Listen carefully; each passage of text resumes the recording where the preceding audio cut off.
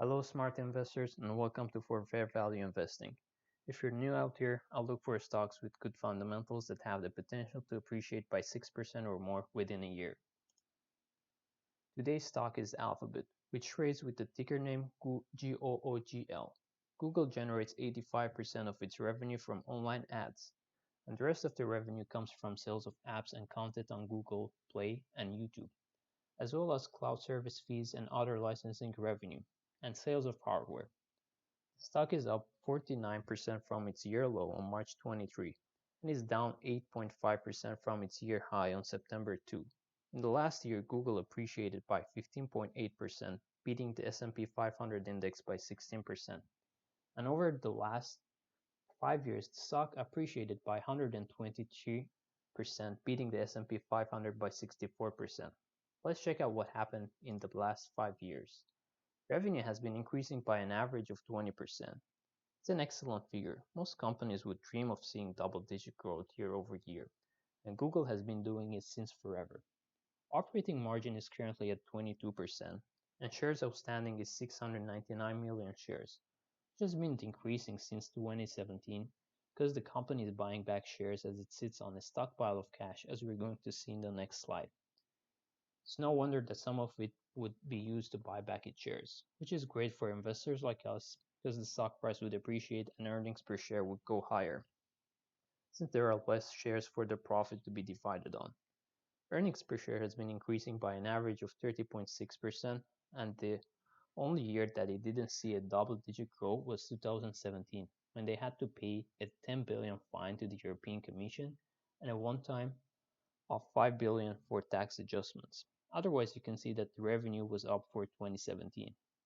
We're missing the fourth quarter for 2020, but if we use estimations, we can see that revenue has increased by 7%, which is considerably low than the previous years. It's because Google was hit by the pandemic, which affected the travel industry that spends a lot of money on Google Ads. But we can see that revenue is expected to go back to its normal levels for 2021.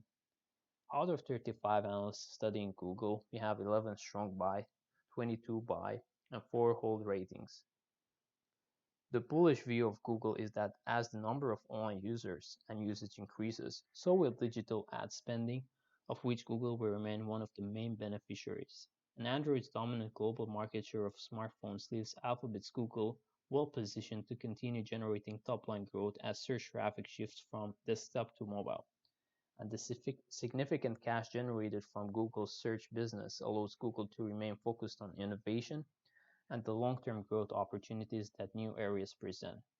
The bearish view of Google is that there is little revenue diversification within Google, as it remains heavily dependent on the search ad space, and Google is allocating too much capital toward high-risk bets, which face a very low profitability of generating returns.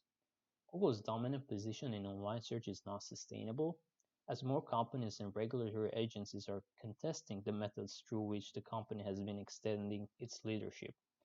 Let's check out the fundamental indicators. It scores 8 on profitability with 20% earnings growth over the past 5 years, 22% operating margin, and 16% return on equity and 19% profit margin. The debt score is 9 because the company has $121 billion in cash, which is more than enough to pay down all of its Google, all of its debt, and still have some cash left. It has $278 billion in assets and $71 billion in debt. So we get a debt to asset ratio of 25%, meaning only 25% of the assets are funded by debt. For valuation, we have the score of 5 because the fair value of the stock taking into consideration the future cash flows and uncertainty is 1579, and the stock is trading at 1632, which means it's 3.5% overvalued, but in the last 5 years, Google on average was overvalued by 3%, as we're going to see in the next slide. For the last 1 year, Google beat earnings estimates by an average of 22%. This tells me two things. Analysts aren't wizards, and Google has the tendency to beat estimates, which is a positive thing. For the next year, analysts are expecting for Google to earn $51 per share. Now, to get the target price, we multiply future earnings with PE ratio, which is a method of valuation. Currently, it's trading for 35 times earnings, but we're going to use a more conservative ratio of 34.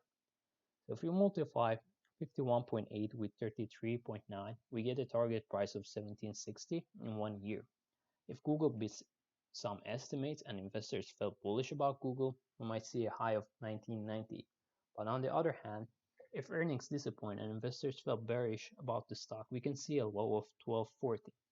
That gives us potential for the stock to go up by 11.9%, but there's also the risk that the stock may drop 21%.